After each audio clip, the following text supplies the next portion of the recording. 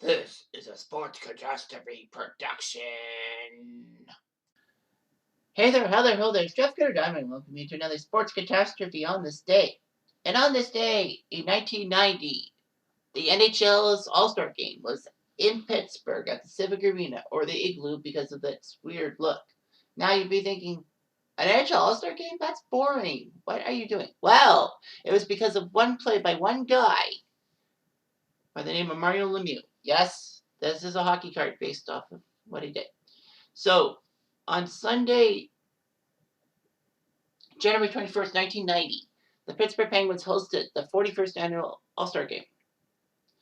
The Wales Conference and the Campbell Conference would battle each other. Montreal looked like they were going to be the 1990 hosts of the All-Star Game, but because of Rendezvous 87 in Quebec City, that Montreal didn't want to oversaturate. Pittsburgh wanted to host the All-Star Game in the centennial season of 1993, but it made sense. So Pittsburgh and Montreal swapped. Perfect. You put the All-Star Game in the 100th anniversary of the Stanley Cup in Montreal, the city that had the first Stanley Cup. Pittsburgh actually decided to add some stuff. They would have a first true All-Star weekend. The Heroes of Hockey game was first. That was when you got two legendary teams playing against each other. So it was a two-period all-timers between past NHL greats. And then they added the skills competition. The famous skills competition was not added until 1990. You know, the breakaway relay, the fastest shooter, the fastest skater, that kind of stuff. And because of these activities, the game would actually be moved to Sunday instead of a Tuesday night, which was the norm back in the day. So Sunday they got to have it. And this would help NBC, because NBC aired the game live across the U.S., marking the first time that a American national audience would see Gretzky and Lemieux play against each other. Because, regional channels would have those games. In fact, NBC was allowed to conduct interviews with players during stoppages in play. Hockey Night in Canada were pissed off because they always wanted to do it. But the joke was on them. Hockey Night in Canada wasn't the Canadian holders to the All-Star Game. That was TSN with Jim Houston. All that. So anyway, the Heroes of Hockey happened.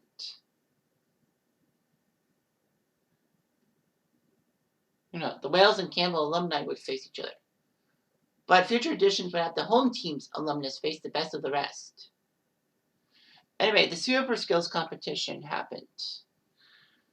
Kind of similar to Hockey Night in Canada's thing of showdown during intermissions in the late 70s. All-Star games, All-Star players would compete. In the accuracy, there were only 3 events. The accuracy shootout, the hardest shot, and the goalies competition. The top goalie was Kirk McLean of the Vancouver Canucks. The hardest shot was L.I. Freedy. No surprise there. Remember, he had that 106 mile per hour shot in 93 as a member of the Capitals, but in 1990 he was elite. And Ray Bourque was the first accuracy winner, 4 out of 7. Anyway, the game was huge. And all that. So NBC and TSN were the main guys. Kerry Fraser would be the referee. God, I hate that guy so much. So anyway, there were a lot of records and all that. Most goals scored by one team, most goals scored by both teams, most goals in a period were the notable ones. Anyway, so the final score was 12-7 for the Wales Conference, or the Eastern Conference, as it's now known as. But Mario Lemieux was the hero. Anyway, the scoring summary happened this way. The Wales actually were up 3-0. Lemieux scored 21 seconds in from Brian Propp and Cam Neely. Dave Andreychuk of the Buffalo Sabres at that time made it 2-0, and Pierre Turgeon of the I would like to say Buffalo. Yeah, Buffalo of the Buffalo Sabres scored to make it 3-0. So a pair of Buffalo Sabres Made it interesting, 3-0. And then Mark Messier of the Oilers from Brett Hull and Doug Smale made it 3-1. And then Mario Lemieux got his second goal from Phil Housley to make it 4-1. Yzerman made it 4-2 from the Red Wings. And then Rick Tocchet of the Flyers made it 5-2 from Kirk Muller. And Lemieux scored to make it 6-2. Poor Mike Vernon. Like, the guy just didn't see it coming. I mean, he was shell-shocked by Mario Lemieux. Lemieux scoring 3 goals in the first period alone from Paul Coffey. And then Pierre Turgeon put up the second from Francis and Andrzej. Count it. 1, 2, 3, 4, 5, 6, 7 goals for the Wales Conference against 2 for the Campbells. Kirk Muller would score. Kirk Muller, when he played for the Devils at the time, not the Habs, as some people think, in 1990. He got a goal from Coffey and Sakic to make it 8-2. And then Al McInnes, Kitchener, just like Paul Coffey, made it 8-3. He was of the Calgary Flames. And then Joe Mullen, beg pardon, from the Calgary Flames at that time, made it 8-4. But then Shane Corson of the Habitants made it 9-4. I don't know how Corson got in the game. I think Pat Burns had something to do with it. Anyhow, Lemieux would put up his 4th goal from Cam Neely to make it 10-4 and make himself the second scorer of 4 goals in an All-Star game, behind the great Wayne Gretzky in 1983. The Campbells would strike for a pair of quick goals, as Luc Robitaille scored 2 goals within a minute and 2 seconds. Yzerman and Brett Hull actually got the assist on both of them. Kirk Muller got his second goal of the game from Tocchet, and Doug Smale of the Winnipeg Jets scored from Mullen and Noonday. So Waugh officially got the win, Vernon the loss. So a lot of people and all that. If you want to know about the fact of the goaltending, well, there were only 2 goaltenders per team.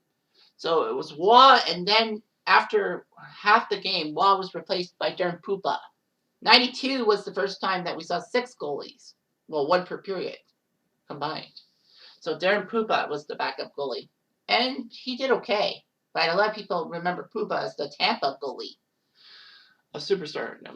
Vernon was shell-shocked, and then the backup was Kirk McLean, who won the All-Star competition for goalies. So, yeah, they did okay. All that. But when you look at all these guys who got in, it was amazing. Like, Mario Lemieux was the second guy to score 4 goals in 1 game, but not the last. Well, Vincent Damphousse, the next year in the All-Star game in Chicago, would put up 4 goals himself to shock a lot of people. And he played for the Leafs when he did that. People forget about that.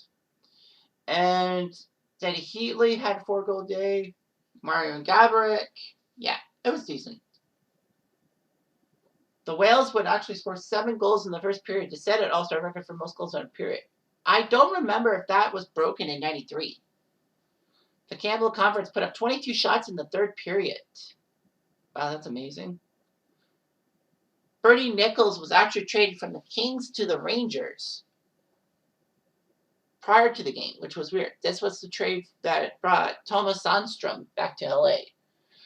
He was part of the Campbell Conference lineup because he was the Campbell Conference. That's Bernie Nichols for the Kings.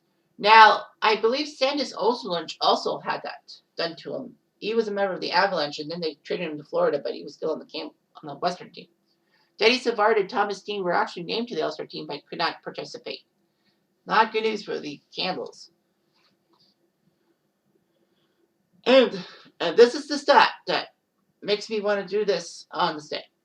This was the first NHL game on American Network TV since 1980. Since Game 6 of the 1980 Stanley Cup Finals on CBS. They did a CBS Saturday Spectacular. That was when Bob Nystrom scored the winning goal and Dan Kelly did the call. And all that. And no, Dan Kelly did not make the call for CBC. That was Jim Robson, who was the Canucks main guy at the time. So, NBC, CBS, ABC, and even Fox did not broadcast an NHL game for almost 10 years, and the NBC did this. And this was, I believe, the only time NBC broadcast a hockey game. Not even the playoffs, which is kind of pathetic. Shows how much at that time American TV didn't really care about it. I know John Sigler, near the end of his tenure as NHL president, saw it fit, but it was American TV didn't really care about the NHL. Kind of stupid, don't you think? Anyway, Mario Lemieuxs is an icon, and he did it in Pittsburgh. Anyway, I'm Jeff Diamond. I do.